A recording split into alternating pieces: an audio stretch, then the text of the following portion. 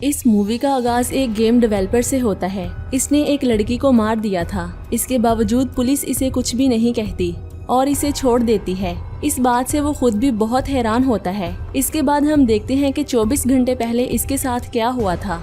Last evening Carol अपनी girlfriend era को surprise देने के लिए डॉग का कॉस्ट्यूम पहनकर उसके घर के पास आता है और इसे मनाने लगता है, लेकिन एना इसके साथ ब्रेकअप कर देती है क्योंकि कैरल हमेशा से बिजी रहता था और एना का बर्थडे जो 2 दिन पहले होता है वो आज सेलिब्रेट करता है। एना के ब्रेकअप करने की वजह से कैरल और इसका दोस्त वापस ऑफिस में आ जाते हैं। कैरल ने हाल ही में केंजम नेम की एक गेम बनाई थी जिसकी वजह से कंपनी को बहुत बड़ा कॉन्ट्रैक्ट मिला था। इसी कॉन्ट्रैक्ट की सेलिब्रेशन ऑफिस में हो रही होती है। सेलिब्रेशन के बाद जब वो घर आता है तो इसे अपने घर में एक अजीब सी औरत नजर आती है। कैरल इसे कहता है मेरे घर से निकल जाओ। ये औरत कहती है ये घर तो मेरा है और मैं यहाँ से बहुत सालों से रहती हूँ। इन दोनों के दरमियान आर्गुमेंट्स होते हैं और ये दोनों पुलिस को बुला लेते हैं। कैरल अंदर आने के बाद देखता है कि इसके घर का पूरा नक्शा बदला हुआ है। आसपास के लोग भी इसे नहीं पहचानते। ये सब कुछ देखकर कैरल बहुत ही हैरान होता है। लास्ट में ये लेडी अपना नेम रेना बताते हुए घर के सारे पेपर पुलिस को दिखाती है,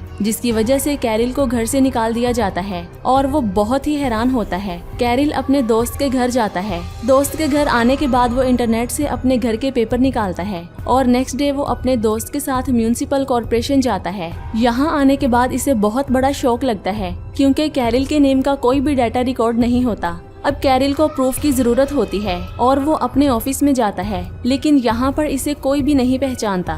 कैरल ऑफिस में बहुत ही हंगामा करता है और इसे यहाँ से निकाल दिया जाता है। अब इसे लगता है कि ये सारी हरकतें इसके दोस्त कॉन्स्टा की हैं और वो आखिरी उम्मीद लेकर अपने पेरेंट्स से मिलने के लिए जाता है, लेकिन वो भी इसे पहचानने से इनकार कर देते हैं। कैरल का फादर कहता है मेरा तो कोई बेटा था ही नहीं। इसके बाद कैरल गुस्से में रेना से मिलने जाता है। इन दोनों के दरमियान बहुत ही बहस होती है। कैरल चाकू उठाते हुए इसे धमकाने लगता है। अब रेना जानबूझकर चाकू अपने पेट में मार लेती है और वो मर जाती है। इसके बाद पुलिस कैरल को आकर पकड़ लेती है, यानी कि वो सीन जो हमने मूवी के स्टार्टिंग में देखा था। अब अचानक से इसका मोबाइल अपडेट होता है और इसे पुराने लाइट हाउस में जाने के लिए कहता है। वो इस हाउस में पहुंच जाता है और इस खंडर जैसे हाउस में रात गुजारता है। सुबह जब इसकी आंख खुलती है तो ये खंडर हाउस एक न्यू हाउस में बदला होता है। इसे कुछ भी समझ नहीं आता कि ये सब हो क्या रहा है।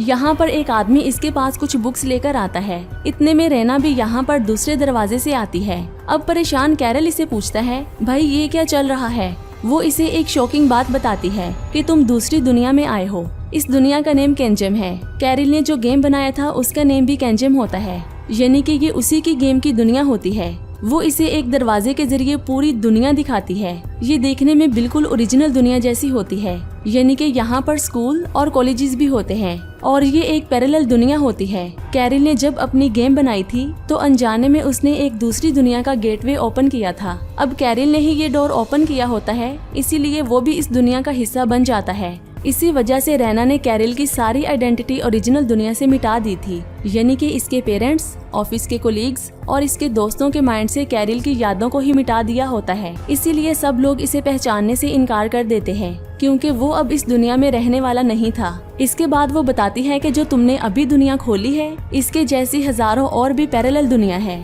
जो देखने में बिल्कुल एक जैसी लगती है। इनमें से कुछ दुनिया के गेटवे ओपन हो चुके हैं और कुछ के गेट ओपन होना बाकी है। इसके बाद रेना बताती है कि इस पूरी दुनिया में ऐसे लोग भी मौजूद हैं जिन्हें पैरेलल दुनिया के बारे में पता है और वो इन पैरेलल दुनिया में टावर की मदद से सफर करते हैं। यहाँ पर कैरल का काम ये होगा कि उसे इस टावर पर हमेशा के लिए रहना होगा और ट्रैवलर की तहकीक करनी होगी, यानी कि जो एक दुनिया से दूसरी दुनिया में आने वाले लोग होते हैं। बेसिकली कैरल यहाँ पर कस्टम ऑफिसर होता है। फिर इसे कहती है कि इसी टावर पर बहुत सारे गेट्स हैं, लेकिन अभी तक जस्ट एक ही गेट ओपन हुआ है और वो जो तुमने किया है। कैरल इसे पूछता है ये इतनी एडवांस बातें तुम्हें कैसे पता है। वो कहती है हमारी एक सोसाइटी है, हम इंसान एक सुपर एंटिटी हैं। रेना से ऊपर भी कुछ लोग होते हैं जो इस पूरी दुनिया पर निगरानी रखते हैं। इस टावर में एक अलमारी भी होती है जिससे कैरल दुनिया की कोई भी चीज हासिल कर सकता है। कैरल इसे बगैर कपड़ों के देखने की विश करता है और इसकी ये विश पूरी हो जाती है, लेकिन फिर वो कहता है मुझे कुछ नहीं चाहिए, मुझे अपनी दुनिया में वापस जाना है। लेकिन रेना इसे अपनी दुनिया में जाने से मना कर देती है क्योंकि वो अपनी दुनिया में एक क्रिमिनल होता है, जिसकी वजह से वो अपनी दुनिया में नहीं जा सकता। अब ना चाहते हुए भी कैरल को इसी टावर में रहना पड़ता है। रेना के जाने के बाद कैरल सबसे पहले अपने दोस्त कॉन्स्टा को उस अलमारी के जरिए इस टावर में बुलाता है। कॉन्स्टा की मेमोरी बिल्कुल ठीक होती है। कैरल सारा किस्सा कॉन्स्टा को बताता है और वो बहुत ही हैरान होता है। इसके बाद ये दोनों अलमारी के जरिए महंगी वाइन के मजे लेते हैं। इतने में यहाँ पर कुछ ट्रैवलर्स आते हैं। इनमें रैना और इसका बॉयफ्रेंड होता है। एना कैरल को बिल्कुल भी नहीं पहचानती क्योंकि एना की मेमोरी ये लोग मिटा देते हैं। एना का बॉयफ्रेंड इस सोसाइटी का हिस्सा होता है। इन दोनों ने घूमने के लिए केंजम जाना होता है। कैरल इनका ट्रैवल अप्रूव करता है। एना इसकी एक्स गर्लफ्रेंड होती है जिसकी वजह से ये दोनों उसका पीछा करने लगते हैं और एक रेस्टोरेंट में पहुंच जाते हैं। ये दोनों एना को ढूंढने लगते हैं, लेकिन इतने में यहाँ पर एक डॉल रोबोट आती है और कैरल पर अटैक करती है। कैरल में सुपर हीरो की पावर होती है जिसकी वजह से वो रोबोट से लड़ना शुरू कर देता है, लेकिन अचानक से ये रोबोट्स गायब हो जाते हैं। इसके बाद यहाँ पर इन्हें बहुत ही जख्मी हालत में एक लड़की दिखाई देती है। ये लड़की पीने के लिए पानी मांगती है और जब वो पानी पीती है तो इसके सारे जख्म भर जाते हैं। ये लड़की इन्हें बताती है कि हमारी दुनिया में कस्टम ऑफिसर के लिए पानी एक मेडिसिन की तरह है जिसे पीते ही सारे जख्म भर जाते हैं। इस लड़की का नेम रेस होता है। वो कहती है कि मैं भी 27 साल की उम्र में कस्टम ऑफिसर बनी थी, लेकिन इमॉर्टल होने के बाद मेरी एज कभी भी ज्यादा नहीं हुई। यानी कि यहाँ पर कैरल भी एक इमॉर्टल था है। ये दुनिया बहुत ही खूबसूरत होती है। कैरल ये नहीं जानता कि ये डोर किसने ओपन किया है। इसी दौरान यहाँ पर रेना और सीनियर कमेटी के लोग आते हैं और इस न्यू दुनिया को चेक करने लगते हैं। रेना कैरल को एक लॉकेट पहनाती है और इसे कहती है तुम किसी भी दुनिया में जा सकते हो, लेकिन वो इस टावर से 15 किलोमीटर की दूरी पर ही जा सकता है। अगर वो 15 किलोमीटर से दूर गया तो वो मर जाएगा। अब कैरल को अपने पेरेंट्स से मिलना होता है जो कि टावर से 13 किलोमीटर की दूरी पर होते हैं। वो अपनी दुनिया में अपने पेरेंट्स से मिलने के लिए जाता है, लेकिन जैसे ही वो टावर से दूर जाता है तो पानी ना मिलने की वजह से इसकी बॉडी खराब होने लगती है। थोड़ी देर के बाद यहाँ पर इसे कोई पानी पिला देता है और कैरल बिल्कुल ठीक हो जाता है। इसके बाद वो अपने पेरेंट्स के घर जाता है। इसके फादर प्रोफेसर होते हैं। कैरल स्टडी के बहाने इनके साथ मिलता है और एक शाम अपने पेरेंट्स के साथ ही गुजारता है। इसी रात एना और इसका बॉयफ्रेंड वापस टावर पर आते हैं, लेकिन फिर वो समुंदर वाली जगह पर वेकेशन मनाने के लिए चली जाती है। कैरल को इसकी बहुत ही याद आती है। अगले दिन वो मौका देखते ही इसे डेट पर जाने के लिए कहता है और इसे ये बताने की कोशिश करता है कि तुम मेरी गर्लफ्रेंड हो और कहता है कि तुम्हारी मेमोरी को डिलीट किया गया है। इन दोनों में अट्रैक्शन होती है और ये दोनों डेट पर चले जाते हैं।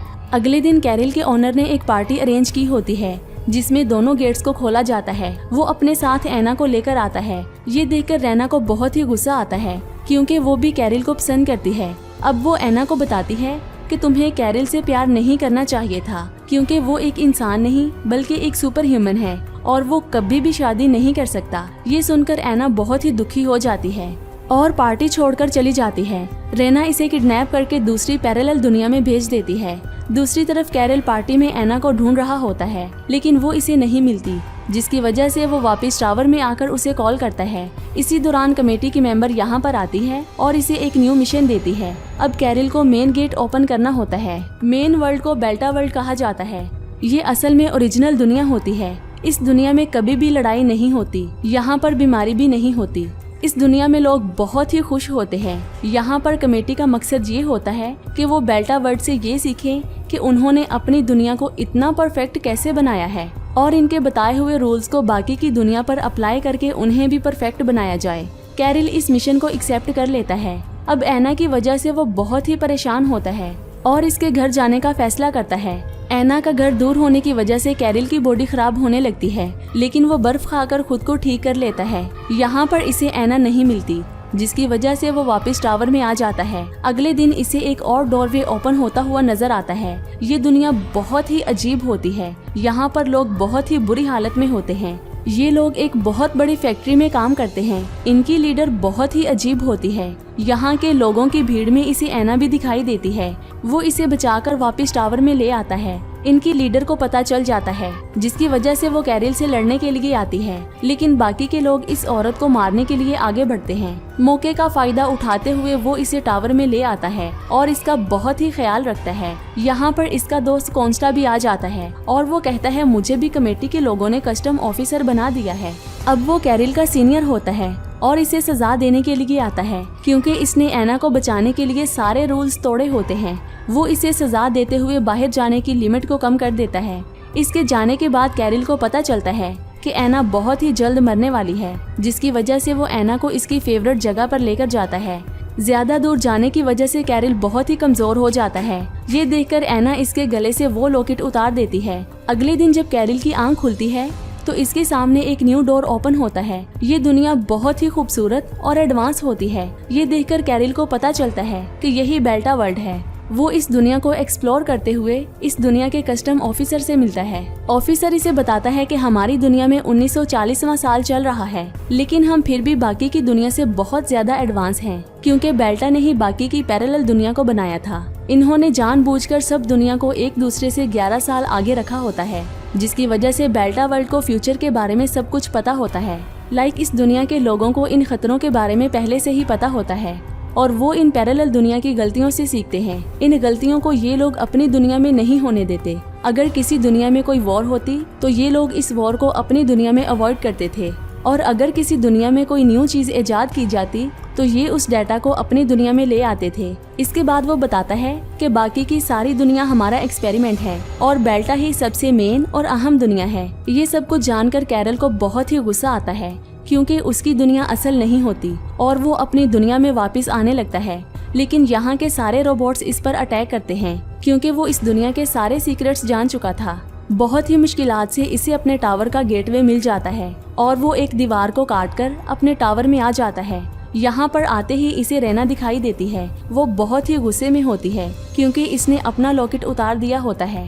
कैरिल एना को ढूंढने लगता है, लेकिन रैना ने उसे किसी और ही दुनिया में भेजा होता है। ये सुनकर कैरिल को बहुत ही गुस्सा आता है और इन दोनों में बहुत ही फाइट होती है। इसी फाइट में कैरिल रैना को मार देता है।